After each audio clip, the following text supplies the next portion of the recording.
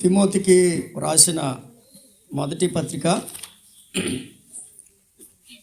2వ అధ్యాయము 5వ వచనం.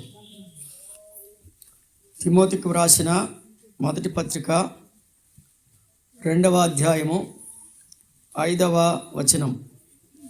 దేవుడు ఒక్కడే, దేవునికిని నరులకును మధ్యవర్తియు ఒక్కడే, ఆయన క్రీస్తు యేసును నరుడు. ఈయన అందరి కొరకు విమోచన క్రయధనముగా తను తానే సమర్పించుకొనెను. దీనిని గురించిన సాక్ష్యము యుక్త కాలముల యందు ఇయ్యబడును. ప్రార్థన. ప్రేమ కలిగిన మా తండ్రి, పరిశుద్ధుడైన దేవా, స్తోత్రములు వందనములు చెల్లిస్తున్నాం. నీ ప్రేమను బట్టి, నీ దయను బట్టి నీకే వందనాలు, స్తోత్రాలు చెల్లిస్తున్నాం ప్రభు. ఆయన మరొకసారి మేమందరం ఇలా కూడుకోవడానికి కృపనిచ్చినందుకు స్తోత్రాలు. చేరువచ్చిన ప్రజలందరి అవసరము ఎరిగిన వాడవు, మా అవసరతలు ఎరిగిన దేవుడవు. ఆత్మను అనుగ్రహించి ఆత్మ ద్వారా నీవు మాట్లాడి అందరికీ మేలును దీవెనయు కలిగించమని, రక్షణ కలిగించమని మా ప్రభువును రక్షకుడైన యేసుక్రీస్తు వారి ద్వారా ప్రార్థించి వేడుచున్నాము తండ్రి, ఆమేన్. ప్రభునందు ప్రియులారా, మనం గత రాత్రి దేవుని వాక్యం ధ్యానం చేసినప్పుడు యేసుక్రీస్తు ప్రభు వారి గురించినటువంటి సంగతులు మనం జ్ఞాపకం చేసుకుంటూ వచ్చాం. యేసుక్రీస్తు ప్రభు వారి యొక్క ప్రీ ఎగ్జిస్టెన్స్ అంటే ఆయన ప్రపంచానికి పూర్వం ఏమై ఉన్నాడో ఆ సంగతులు మనం జ్ఞాపకం చేసుకుంటూ వచ్చాం. యోహాను సువార్త 10వ అధ్యాయం 30వ వచనం ప్రకారం నేనును తండ్రియు ఏకమై ఉన్నాము అనే సంగతి మనం ధ్యానం చేశాం. 8వ అధ్యాయము అదే యోహాను సువార్త 8వ అధ్యాయం 58వ వచనం ప్రకారం నేను అబ్రహాము పుట్టక మునిపే ఉన్నాను అని, అబ్రహాము పుట్టక మునిపే ఉన్నానని ప్రభు చెప్పినట్లుగా మనం చూస్తాం. ఆ తర్వాత అదే యోహాను సువార్త 17వ అధ్యాయం 5వ వచనంలో లోకము పుట్టక మునుపు అనే మాట మనం విన్నాం. అబ్రహాము పుట్టక మునుపు, లోకము పుట్టక మునుపు అనే సంగతి మనం విన్నాం. అదే 17వ అధ్యాయం 24వ వచనంలో జగత్తుకు పునాది వేయబడక మునుపు అని మనం విన్నాం. కాబట్టి మన ప్రభు లోకము పుట్టక మునుపు, జగత్తుకు పునాది వేయబడక మునుపు, అబ్రహాము పుట్టక మునుపు ఆయన తండ్రితో ఉన్నాడని, తండ్రితో ఏకమై ఉన్నాడని మనం గమనిస్తూ వచ్చాం. ఇది మనం యేసుక్రీస్తు ప్రభువారు తన గురించి తాను చెప్పుకున్న మాటలు. ఇప్పుడు ప్రవక్తలు ఆ ప్రభువారు పుట్టక మునిపే ప్రవక్తలు ఏమని చెప్పారో కొన్ని సంగతులు మనం ధ్యానం చేద్దాం రండి. మీకా గ్రంథము 5వ అధ్యాయం, మీకా గ్రంథం 5వ అధ్యాయం 2వ వచనం చదువుతాం చూడండి. మీకా గ్రంథము 5వ అధ్యాయం 2వ వచనం. బెత్లెహేము ఎఫ్రతా, యూదావారి కుటుంబములలో నీవు స్వల్ప గ్రామమైనను నా కొరకు ఇశ్రాయేలును ఏలబోవువాడు నీలో నుండి వచ్చును. పురాతన కాలము మొదలుకొని శాశ్వత కాలము ఆయన ప్రత్యక్షమగుచుండెను. భక్తుడైన మీకా యేసుక్రీస్తు ప్రభువారు పుట్టక మునిపే, ఈ లోకానికి రాక మునిపే సుమారు 700 సంవత్సరాల పూర్వమే ఈ ప్రవచనాన్ని ప్రవచించాడు. ఏమని ప్రవచించాడంటే యేసుక్రీస్తు ప్రభువారు బెత్లెహేములో పుడతారు అని. ఆయన బెత్లెహేము ఎఫ్రతాలో, ఆయన యూదావారి కుటుంబములలో పుడతాడని ముందుగానే ఆయన ప్రవక్తల ద్వారా తెలియజేయబడ్డాడు. ఇప్పుడు మనం ఉన్నాం, మనం ఎక్కడ పుడతామో, ఏ ఇంట్లో పుడతామో, ఎవరికి పుడతామో మనకు తెలీదు. పుట్టిన తర్వాత పలానా వాళ్ళ ఇంట్లో పుట్టామని మనకు తెలుసు, పుట్టిన తర్వాత పలానా ఊరిలో పుట్టామని మనకు తెలుసు. కానీ యేసుక్రీస్తు ప్రభువారు పుట్టక మునిపే ఎక్కడ పుడతారో, ఆయన ఏ వంశంలో పుడతారో, ఆయన ఎందుకు పుడతారో కూడా చెప్పబడింది. ఏమని చెప్పబడింది? బెత్లెహేము ఎఫ్రతా, యూదావారి కుటుంబములలో నీవు స్వల్ప గ్రామమైనను నా కొరకు ఇశ్రాయేలును ఏలబోవువాడు. అనగా యేసుక్రీస్తు ప్రభువారు ఈ లోకానికి ఏలికగా ఆయన పుడతాడు అని చెప్పబడింది. ఏలిక అంటే ఏలేవాడు, రాజు. అందుకనే తూర్పు దేశపు జ్ఞానులు హేరోదు దగ్గరకు వచ్చి అన్నారు, యూదులకు రాజుగా పుట్టినవాడు ఎక్కడా అని అడిగారు.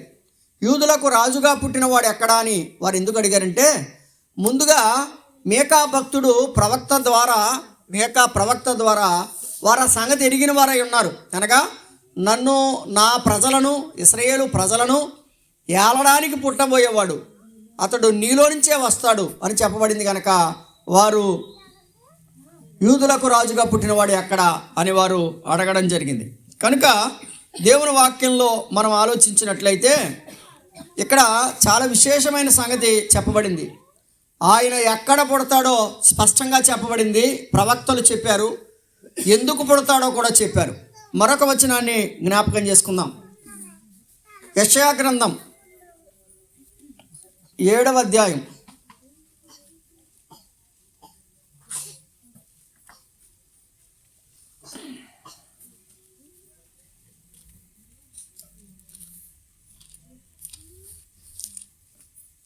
యెషయా గ్రంథం 7వ అధ్యాయం 14వ వచనం చూద్దాం. ప్రభువు తానే యొక్క సూచన మీకు చూపును, ఆలకించుడి. కన్యక గర్భవతి అయి కుమారుని కని అతనికి ఇమ్మానుయేలు అని. గమనిస్తున్నారా? ఎక్కడ ఆయన పుడతాడో చెప్పబడింది. ఎక్కడది? బెత్లెహేము ఎఫ్రతాలో. ఎందుకు పుడతాడో చెప్పబడింది, ఏలడానికి అని. ఆయన ఎవరికి పుడతాడో చెప్పబడింది. ఎవరికి పుడతాడని చెప్పబడింది చూడండి. కన్యక గర్భవతి అయి కుమారుని కని అతనికి ఏమని పేరు పెడుతుంది? ఇమ్మానుయేలు అని పేరు పెడుతుంది. ఇమ్మానుయేలు అనే మాటకు అర్థము దేవుడు మనకు ఎల్లప్పుడూ, దేవుడు మనకు ఎల్లప్పుడూ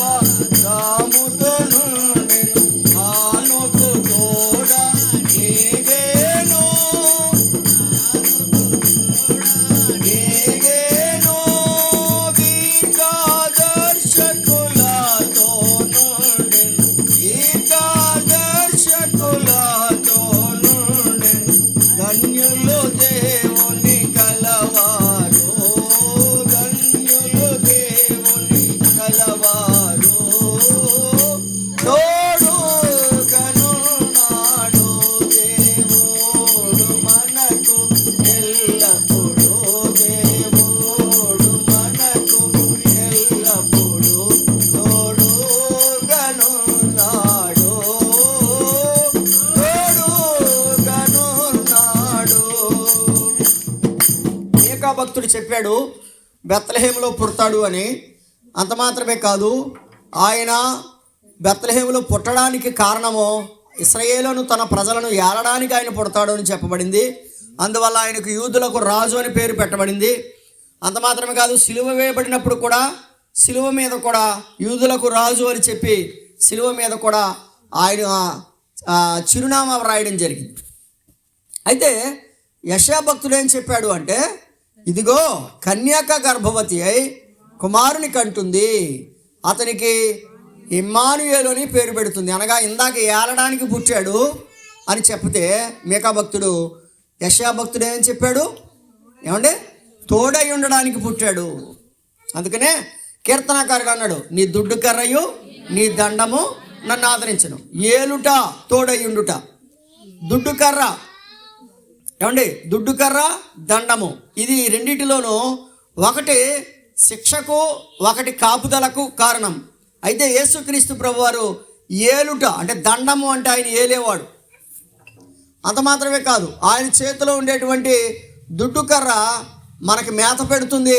అదే దుడ్డు కర్ర కొన్నిసార్లు మనకి శిక్ష కూడా విధిస్తుంది. కాబట్టి దేవుని వాక్య ప్రకారంగా యేసుక్రీస్తు ప్రభువారు మనలను ఏలుటకు మాత్రమే కాదు, మనకు తోడుగా ఉండుటకు ఆయన వచ్చాడు. ప్రియమైన స్నేహితులారా, ఈ లోకంలో నాకెవరు తోడు లేరు, నాకెవరు లేరు, నా పరిస్థితి బాగోలేదు అని కొంతమంది అనుకోవచ్చు.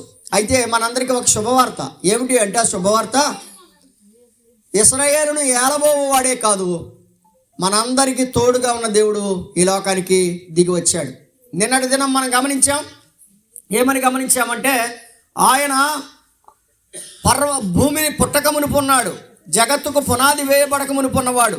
అయితే ఆ పునాది వేయబడక మునుపు ఉన్న దేవుడు ఈ లోకంలో మనందరినీ మనందరికీ తోడుగా ఉండడానికి మానవ అవతారంలో ఈ లోకానికి దిగి వచ్చాడు. అందువల్ల ఆయనకి ఇమ్మానుయేలు అని పేరు పెట్టడం జరిగింది. 9వ అధ్యాయానికి రండి. యెషయా గ్రంథం 9వ అధ్యాయం 6వ వచనం. 9వ అధ్యాయం 6వ వచనం. ప్రవక్తలు ఏం చెప్పారో మనం చూస్తున్నాం. ప్రవక్తలు ఏం చెప్పారు? ఏలయనగా మనకు శిశువు పుట్టెను. చూడండి, అప్పటికి పుట్టలేదు కానీ పుట్టెను అని భక్తుడు చెప్పేశాడు. దాని అర్థం ఏంటంటే, దేవుడు ఎంత పక్కాగా, ఎంత ప్రణాళికతో తన ప్రియకుమారుడైన యేసుక్రీస్తు వారిని లోకానికి పంపించాడో చూడండి. ఏలయనగా మనకు శిశువు పుట్టెను, మనకు కుమారుడు అనుగ్రహించబడెను కదండి. ఆయన భుజము మీద రాజ్యభారం ఉండును. అంటే ఆయన ఇందాక చెప్పాం కదండి, ఏలుటకు అంటే రాజ్యభారం కదా. ఇమ్మానుయేలు అంటే దేవుడు మనకు తోడా. రాజ్యభారం ఉండును, ఆశ్చర్యకరుడు, ఆలోచనకర్త, బలవంతుడైన దేవుడు, ఇత్తుడగు తండ్రి, సమాధానకర్తయగు అధిపతి అని అతనికి పేరు పెట్టబడును. యేసుక్రీస్తు ప్రభు వారికి విశేషమైన పేర్లు ఇక్కడ వ్రాయబడ్డాయి. అందులో ఆయన ఆశ్చర్యకరుడు,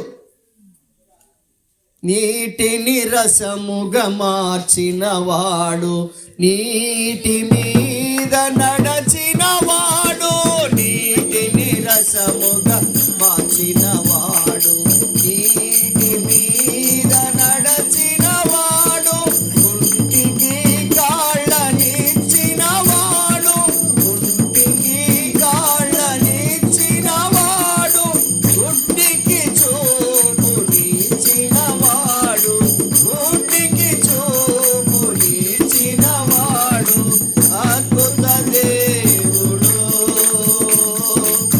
ఆలోచనకర్త, ఆయనే మా దేవుడు, ఆశ్చర్యకరుడు, ఆశ్చర్యకరుడు, అద్భుత దేవుడు. యేసుక్రీస్తు ప్రభువారు ఆయన ఆశ్చర్యకరుడు. బైబిల్ గ్రంథంలో మీరు చూస్తే యేసుక్రీస్తు ప్రభు చేసిన ఆశ్చర్యాలు ప్రపంచంలో ఏ ఒక్క వ్యక్తి కూడా చేయలేడు, దేవుడు మాత్రం తప్ప. చూడండి, అన్ని విషయాలు ప్రక్కన పెడితే ఆయన మరణాల్లో ఉన్న వారిని తిరిగి లేపాడు. చూశారు, ఇది మహాద్భుతం. ప్రపంచంలో ఏ ఒక్క వ్యక్తి కూడా చేయలేకపోయాడు. అయితే మరణించిన వారిని లేపాడు, మరణించి తానే లేచాడు, అనగా మరణపు ములును విరిచాడు.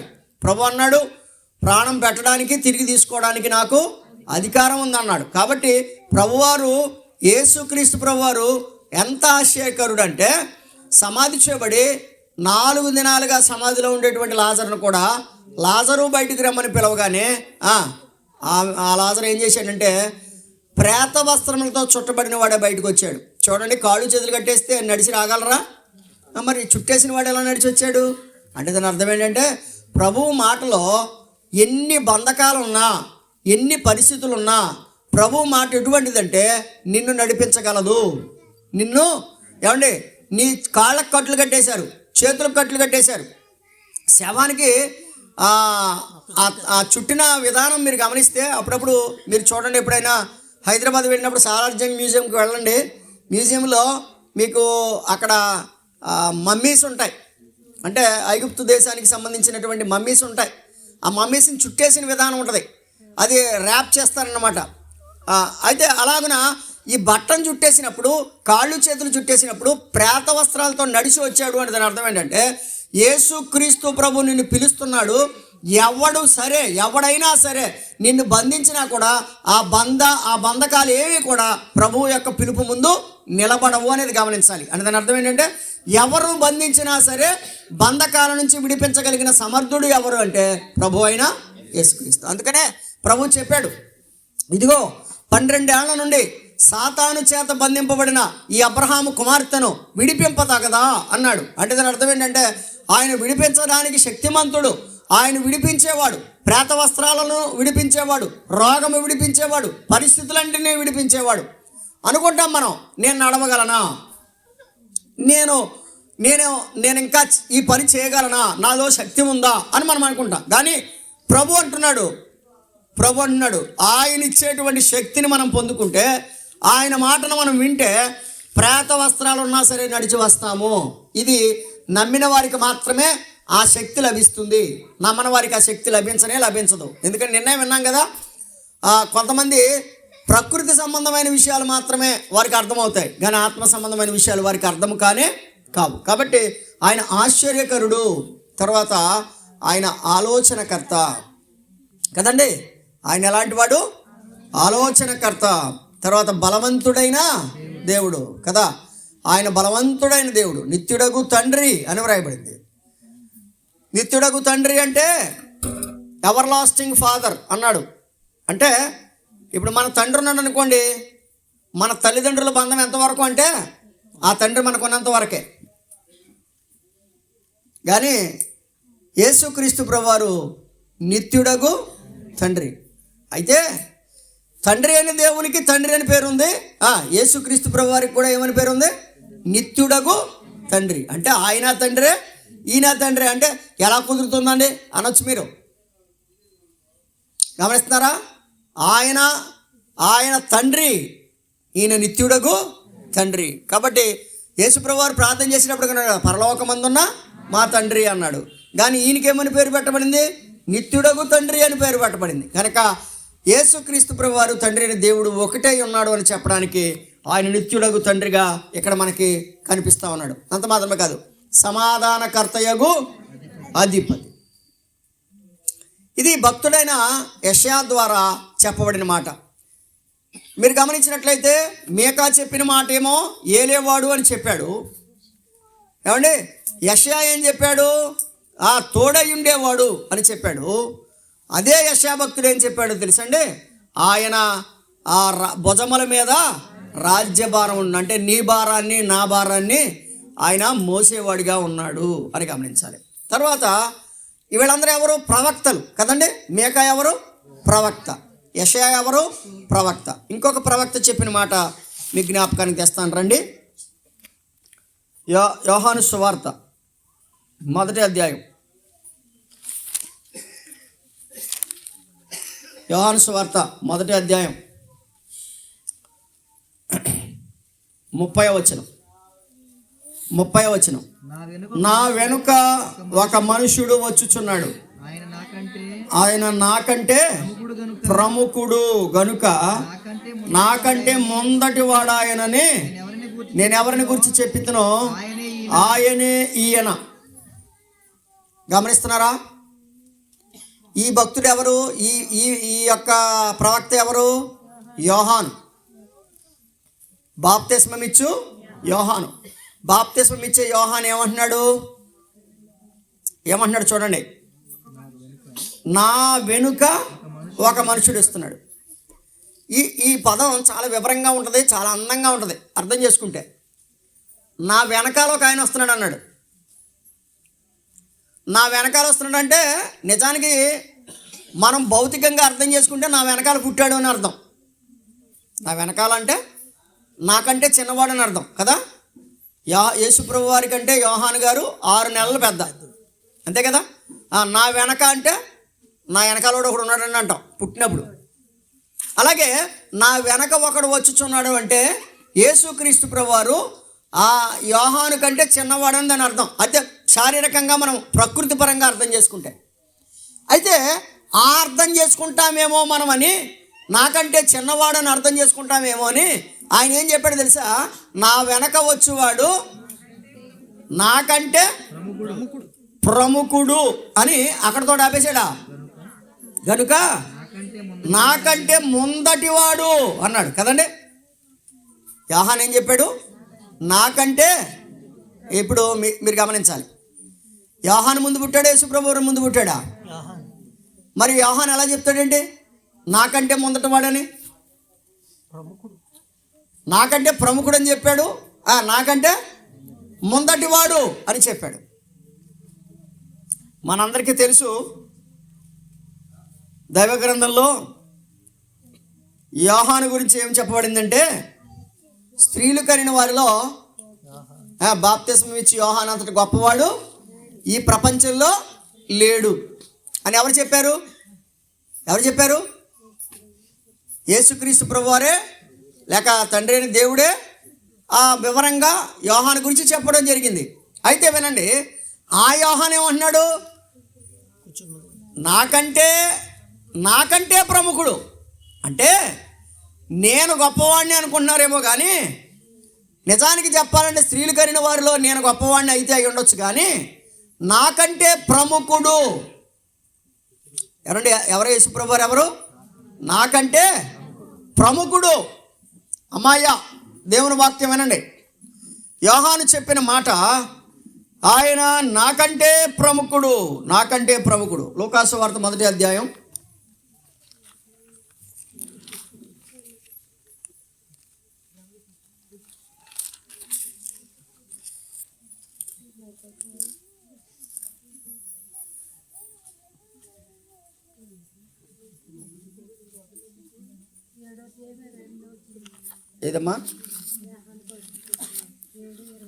వార్త 1వ అధ్యాయం 7:28 చూడండి. రైట్, ఆ మాట. లూకాసు వార్త 7వ అధ్యాయం 28వ వచనం చూడండి.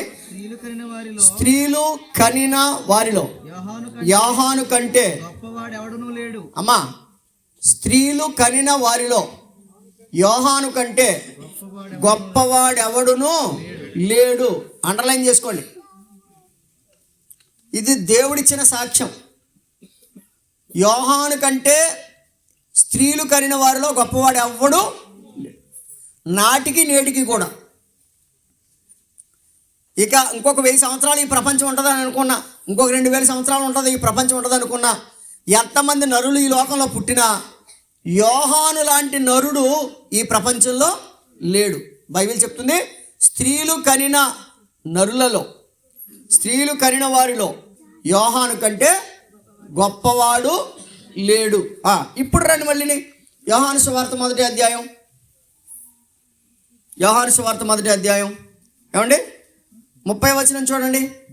నా వెనుక ఒక మనుషుడు వచ్చుచున్నాడు, ఆయన నాకంటే గొప్పవాడు. అంతే కదా, నాకంటే ప్రముఖుడు అంటే నిజానికి నేనే గొప్పవాడినని ప్రజలందరూ చెప్పుకుంటున్నారు, నేనే గొప్పవాడినని ప్రజలందరూ అంటున్నారు. దేవుడు కూడా సాక్ష్యం ఇచ్చాడు నేను గొప్పవాడినని. అయితే యేసుక్రీస్తు ప్రభు నా వెనక వచ్చేవాడు నాకంటే గొప్పవాడు. అందరిలో అతి శ్రేష్ఠుడు మనకందరికి తానే ప్రభువు. అందరిలో అతి శ్రేష్ఠుడు మనకందరికి తానే ప్రభువు. హల్లెలూయకు పాత్రుడు అనుదినము మ్రొక్కెదము. హల్లెలూయకు పాత్రుడు అనుదినము మ్రొక్కెదము. సాగిల పాడి మ్రొక్కెదము. సత్యముతో ఆత్మతో మన ప్రభు యేసుని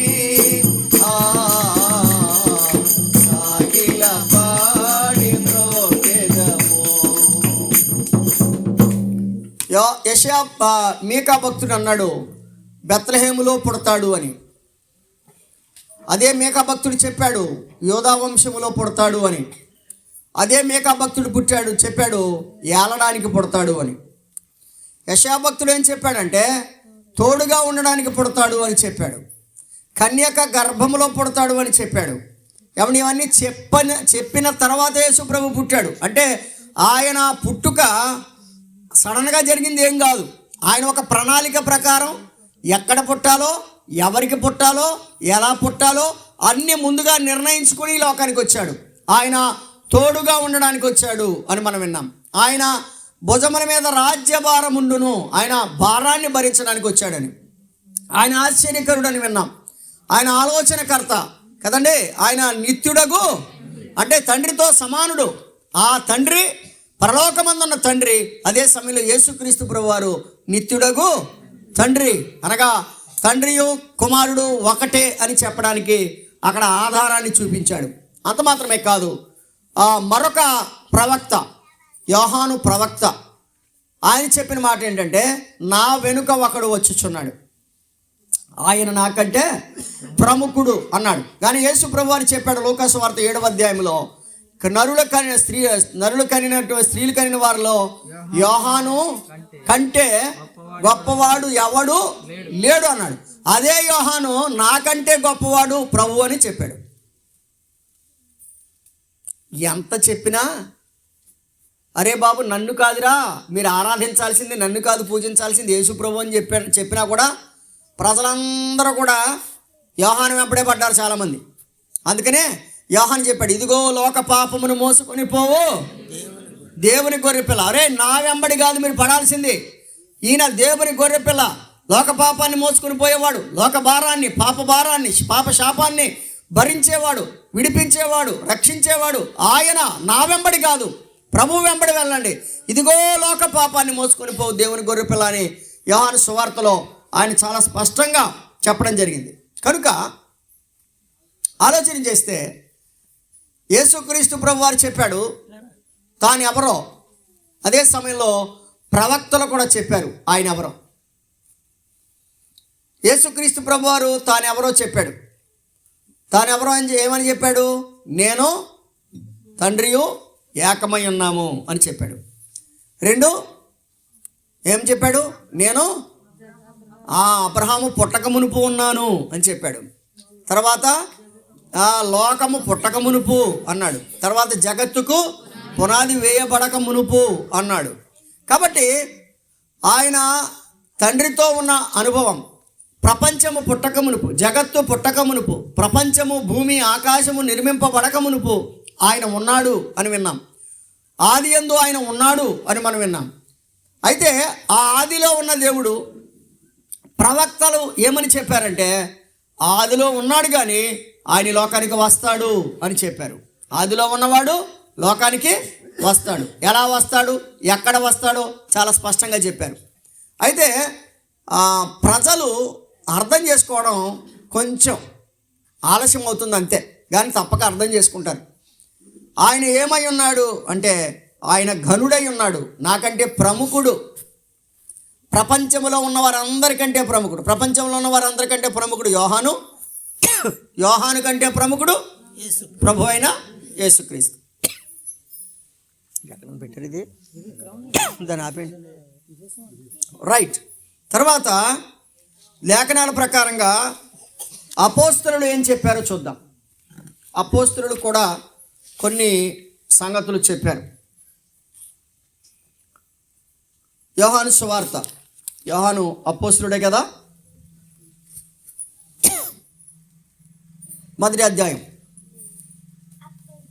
బాప్తిస్మం ఇచ్చి యోహాను కాదు, ఈయన యోహాను సువార్త వ్రాసిన యోహాను. 1వ అధ్యాయం 1-5 వచనాలు. ఆది యందు వాక్యము ఉండెను, వాక్యము దేవుని యొద్ద ఉండెను, వాక్యము దేవుడై ఉండెను, ఆయన ఆది యందు దేవుని యొద్ద ఉండెను. కదండి, ఆయన ఆది యందు దేవుని యొద్ద ఉండెను, సమస్తమును ఆయన మూలముగా కలిగెను. కలిగి ఉన్నది ఏదియు ఆయన లేకుండా కలుగలేదు.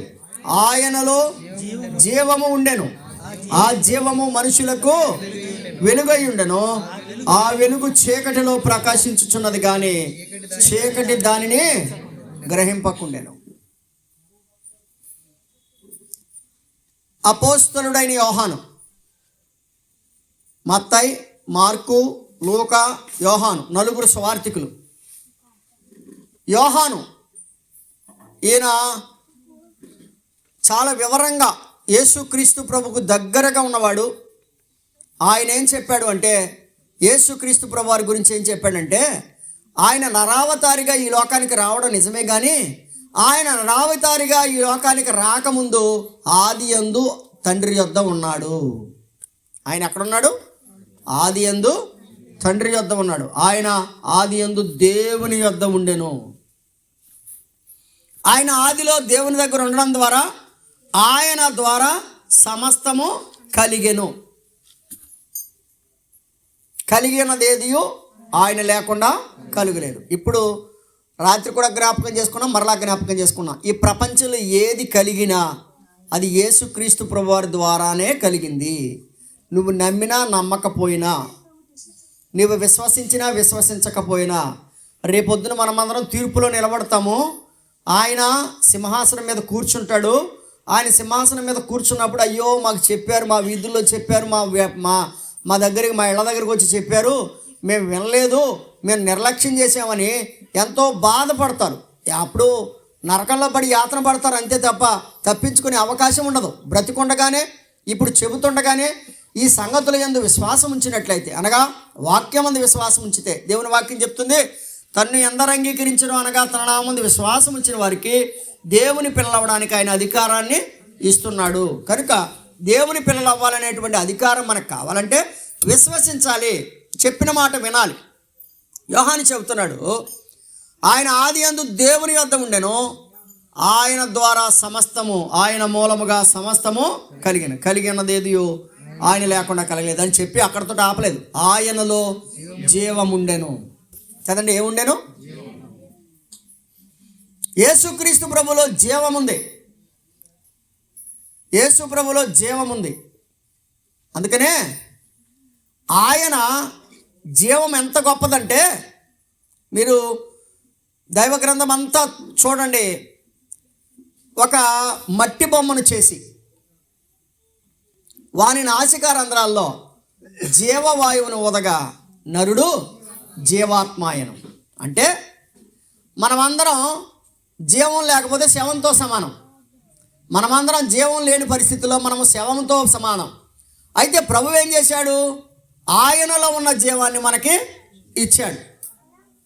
ఆయనలో ఉన్న జీవాన్ని మనకి ఇచ్చాడు కనుక మనము జీవాత్మలుగా ఉన్నాం. మరొకసారి గమనించండి, ఈ జీవాన్ని ఒకసారి తీసేసుకుంటాడు. నరులారా తిరిగి రమ్మని పిలుస్తాడు. ఎప్పుడు పిలుస్తాడో, ఎలా పిలుస్తాడో, ఏ పరిస్థితిలో పిలుస్తాడో మనకు తెలియదు. జీవం ఇచ్చిన వాడు ఆయన, జీవాన్ని తీసుకునేవాడు కూడా ఆయనే. అందుకనే మన్నైనది వెనుకటి వలె మరలా భూమికి చేరును, ఆత్మ దాన్ని దయచేసిన దేవుని యొద్దకు చేరును. కనుక మనము దేవుని యొద్దకు చేరాలి అంటే బ్రతికొండగానే ఆ జీవాన్ని మనకు ఎవరిచ్చారో, ఆ జీవాన్ని మనకు ఎవరిచ్చారో ఆ జీవనదాత అయిన యేసుక్రీస్తు ప్రభుని మనము హృదయంలో చేర్చుకోవాలి. అపోస్తుల కార్యముల గ్రంథం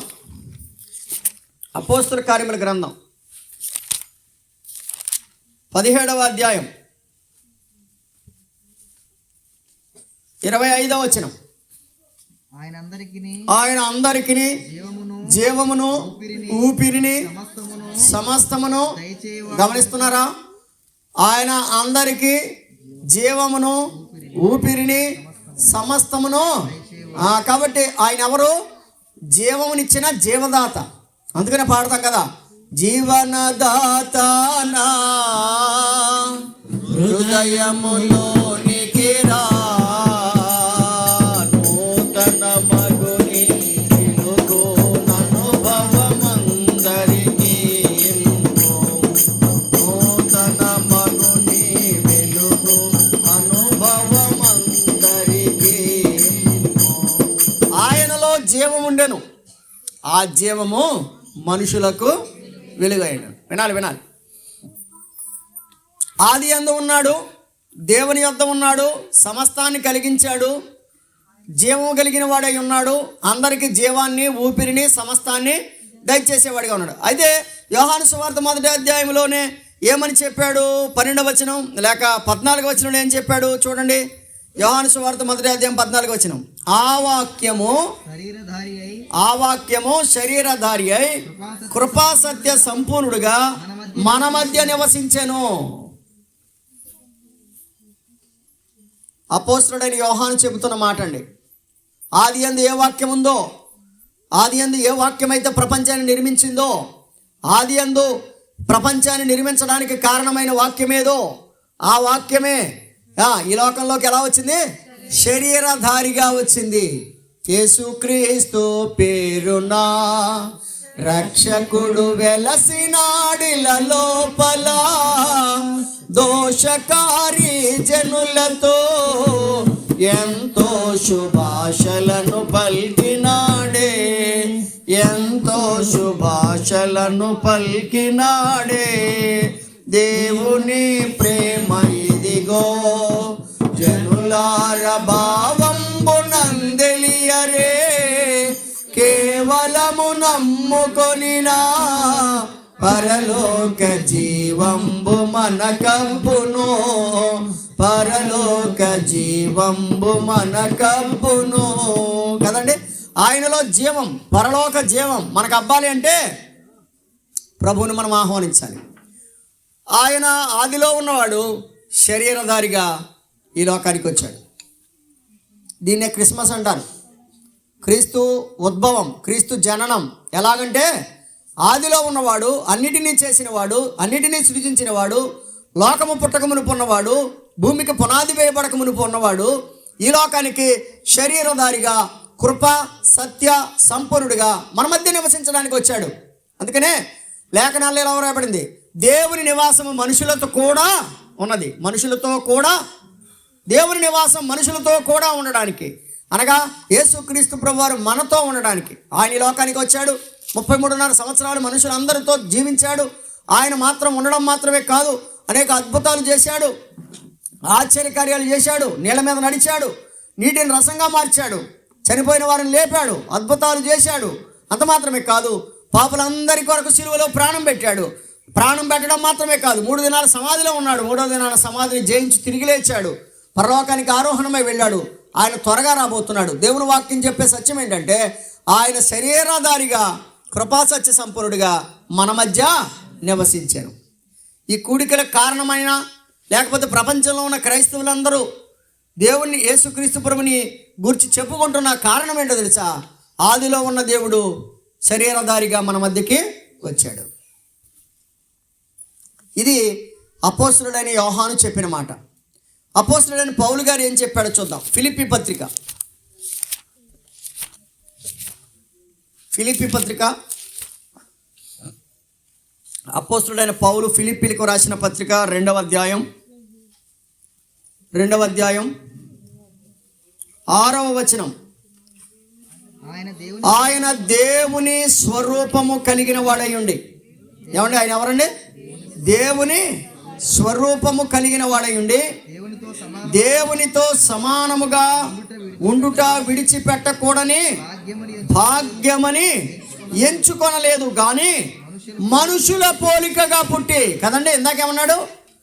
ఆ వాక్యమే శరీరధారి అయి. ఎటువంటి శరీరం? ఏమండి, జంతువు శరీరమా, పక్షుల శరీరమా, ఏ శరీరం చెప్పాడు ఇక్కడ? ఇదిగో శరీరధారి అంటే కుక్కలకి మొక్కలకి అన్నిటికీ శరీరం ఉంది. కానీ ఏ శరీరంలో ఆయన వచ్చాడు అంటే చెప్పాడు చూడండి అక్కడ, మనుషుల పోలికగా పుట్టి దాసుని స్వరూపము ధరించి తను తాను రిక్తునిగా. ఇది అపోస్తలుడైన పౌలు గారు ఫిలిప్పీలకు రాస్తూ చెప్పిన మాట. ఆయన ఎవరో తెలీదా? ఆయన ఎవరో తెలుసా?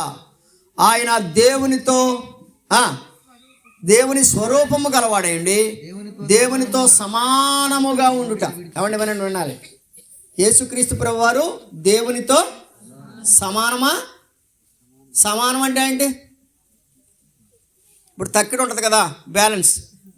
తక్కిడి తీసుకోండి, త్రాసు. ఇందులో 1 కేజీ రాయి వేసాం, ఇందులో కేజీ రాయి వేసాం, ఇప్పుడు ఏమవుద్ది? సమానం. ఇందులో కేజీ రాయి వేసి ఇందులో 750 గ్రాములు వేసాం, ఏమవుద్ది? పావు పోయింది కదా, పావు లేచిపోయింది పైకి. ఇప్పుడు సమానం అంటే ఏంటి? అందులో కేజీ ఇందులో కేజీ ఉంటేనే సమానం, అవునా కదా? అందులో 10 ఉంటే ఇందులో 10 ఉంటేనే సమానం.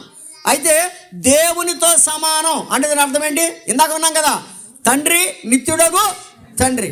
అంటే ఈయన తండ్రితో సమానం, ఆయన తండ్రి. ఇక్కడ రాయబడింది ఏంటంటే దేవునితో సమానం. కొంతమంది చెప్తారు అప్పుడప్పుడును, ఏమన్నా యెహోవా మాత్రమే దేవుడు, యేసు ప్రభు వారు ఆయన కుమారుడు, ఆయన తక్కువవాడు, తర్వాత వాడు, ఆయన పెద్దవాడు, ఈయన చిన్నవాడు అని చెప్తారు. బైబిల్ చెప్పే సత్యం ఏంటి తెలుసా? ఆయన పెద్దవాడు, ఈయన చిన్నవాడు అని చెప్పలా. బైబిల్ అలా చెప్పలేదు, బైబిల్ అలా లేదు. ఆయన తండ్రితో సమానుడు. ఏమని చెప్పబడింది? తండ్రితో సమానుడు. తండ్రితో సమానముగా ఉండుట విడిచిపెట్టకూడని భాగ్యమని ఎంచుకొనలేదు కానీ మనుషుల పోలికగా పుట్టి దాసుని స్వరూపము ధరించి తన్ను తానే రిక్తునిగా చేసుకున్నాడు. ఆయన తనకున్నదంతా విడిచిపెట్టాడు, తన మహిమను విడిచిపెట్టాడు, తన సింహాసనాన్ని విడిచిపెట్టాడు, తన సమానత్వాన్ని విడిచిపెట్టాడు, తండ్రితో ఉండే భాగ్యాన్ని విడిచిపెట్టాడు. నీ కొరకు నా కొరకు నరావతారిగా లోకానికి రావడానికి, మనుషుల పోలికగా పుట్టడానికి ఆయన మహిమనంతా కోల్పోయాడు. ఇది అపోస్తుడైన పౌలు గారు చెప్పారు. ఇదే అపోస్తుడైన పౌలు గారు తిమోతితోటి మొదటి పత్రికలో ఏం చెప్పాడో చూద్దాం రండి. తిమోతికు రాసిన మొదటి పత్రిక 3వ అధ్యాయం 16వ వచనంలో యేసుక్రీస్తు ప్రభు వారి గురించి ఏమి రాయబడిందో చూడండి. 3వ అధ్యాయం 16వ వచనం. తిమోతి మొదటి పత్రిక 3వ అధ్యాయం 16వ వచనం. నిరాక్షేపముగా దైవభక్తిని గూర్చిన మర్మము గొప్పదై ఉన్నది. ఆయన శరీరుడు అనలేదు, శరీరుడు. అంటే దాని అర్థం ఏంటంటే సత్యము అని అర్థం. అంటే ఏమండి, అనే మాటకి అర్థం ఏంటంటే సత్యము. అంటే సంపూర్ణము అని అర్థం. ఇక్కడ ఇంకా చెప్పాలంటే ట్రూ అని అర్థం. ఆయన సశరీరుడుగా, మనందరి శరీరం మన ప్రభువుది సశరీరం. గమనిస్తున్నారా? కాబట్టి మన చచ్చిందంటే మన శరీరం లేవదు. ఆయన సశరీరుడు గనక ఆయన శరీరం చనిపోయినా ఏమైంది? 3వ దినమున తిరిగి లేవడం జరిగింది. కనుక ఆయన సశరీరుడుగా ప్రత్యక్షమాయను, ఆత్మ విషయమున నీతిపరుడని తీర్పు నొందెను, దేవదూతలకు కనబడెను, రక్షకుడని జనములలో ప్రకటింపబడెను, లోకమందు నమ్మబడెను, ఆరోహణుడై. గమనిస్తున్నారా? అపోస్తలుడైన పౌలు గారు యేసుప్రభు వారి కోసం ఏం చెప్పాడో చూడండి. ఆయన ఎవరు? సశరీరుడిగా ప్రత్యక్షమయ్యాడు. ఇందాకన ఆయన ఫిలిప్పీలతో చెప్తూ అన్నాడు, ఏమని చెప్పాడు? ఆయన దేవుని స్వరూపము గలవాడై ఉండి దేవునితో సమానముగా ఉండుట విడిచిపెట్టకూడని భాగ్యమని ఎంచుకొనక దాసుని స్వరూపం ధరించుకున్నాడు అని చెప్పాడు. ఇందాకన మనుషుల పోలికగా పుట్టాడు అని చెప్పాడు ఫిలిప్పీలకు రాస్తూ. ఎక్కడేమన్నాడు? సశరీరుడుగా ప్రత్యక్షమయ్యాడు అన్నాడు. ఏ శరీరము? మనుషుడే కానీ సశరీరుడు. ఆయన నీలాంటి నాలాంటి మనుషుడు కాదు, మనలాంటి శరీరం కాదు ఆయనది. 4 కొరడా దెబ్బలు కొడితే అయిపోద్ది మన పని. కొరడా దెబ్బలు తిన్నాడు ఆయన. ఆయన ముండ్ల కిరీటాన్ని పొందాడు, పంచిగాయాలు పొందాడు, ప్రక్కలో బలిపోటు పొందాడు, వీపున కొరడా దెబ్బలు తిన్నాడు. కాలు మీద కాలు పెట్టి వాసపు మేకు కొట్టారు, చేతిని సాగలాగి వాసపు మేకులు కొట్టారు. బరువైన సిలువను మోయించారు.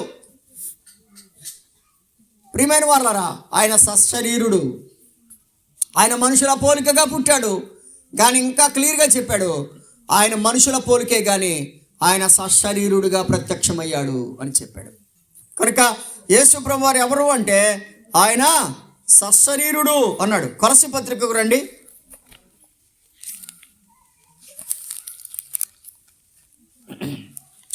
మొదటి అధ్యాయం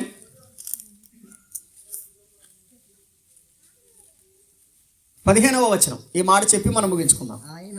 ఆయన అదృశ్య దేవుని స్వరూపి. సర్వ సృష్టికి యేసు ప్రభువు వారు ఎవరు? అదృశ్య దేవుని స్వరూపి. అదృశ్య దేవుని స్వరూపి. ఇదే పౌలు గారు మానవ స్వరూపం చెప్పాడు. ఇదే పౌలు గారు సశరీరము అని చెప్పాడు. ఇదే పౌలు గారు ఏమని చెప్తున్నాడు తెలుసా? ఏమండి? అదృశ్య దేవుని స్వరూపం. యేసు ప్రభు వారు అదృశ్య దేవుని స్వరూపం.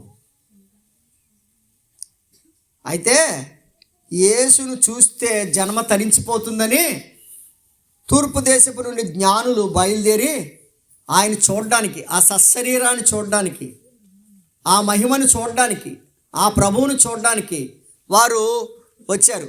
ఎందుకు వచ్చారు తెలుసా? వారి పుస్తకాల్లో రాయబడిందంట. జండవస్థ అనే ఒక పుస్తకం ఉందంట.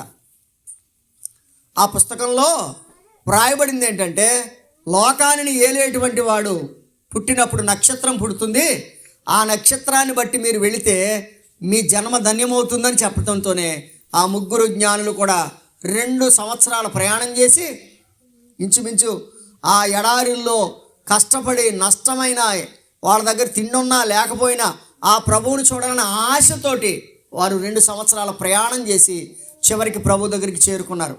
అయితే వినండి, ప్రయాణంలో ఆటంకాలు రాలేదంటారా? వచ్చాయి. ప్రయాణంలో ఇబ్బందులు రాలేదా? వచ్చాయి. కానీ ప్రయాణంలో ఆటంకాలు, ఇబ్బందులు అన్నిటినీ అధిగమించి ఎక్కడికి వచ్చారు? వారు ప్రభు దగ్గరికి వచ్చారు. మనకు తలనొప్పి వస్తే ప్రభు దగ్గరికి రాం. చెప్పండి, అర్థమవుతుందా? ఎందుకు మందిరం మానేశారమ్మా అంటే ఏం చెప్తాం? తలకాయ నొప్పి అండి. ఎందుకు ఏంటమ్మా మందిరానికి రాలేదంటే ఫుల్గా రొంపండి బాబా. ఏమండి? ఏం రొంపంట? ఫుల్గా రొంపంట. అంటే అడ్డంకులు ఉంటాయి. అడ్డంకులున్నా ఏమండి? పిల్లలు పాడుతున్నారు, అడ్డంకులున్నా స్నేహం ఆగిపోలేదంట కదా. అడ్డంకులు ఎన్నో ఉన్నాయా కూడా స్నేహం ఆగిపోలేదంట. పైన పెంకులు ఉన్నాయి, కప్పు ఉంది, కానీ ఏం చేశారు వాళ్ళు? ఆ కప్పుని విప్పి ప్రభువారిని ప్రభుదారి దగ్గరికి దించారు. కాబట్టి అద్భుతం చూశారు. కారణం ఏంటంటే అడ్డంకులను అధిగమించి ప్రభు దగ్గరికి రావాలి. చెప్పాడు అక్కడ చూడండి, ఆయన అదృశ్య దేవుని స్వరూపి అయి సర్వ సృష్టికి. విన్నారు కండి? యేసు ప్రభువారు ఎవరు?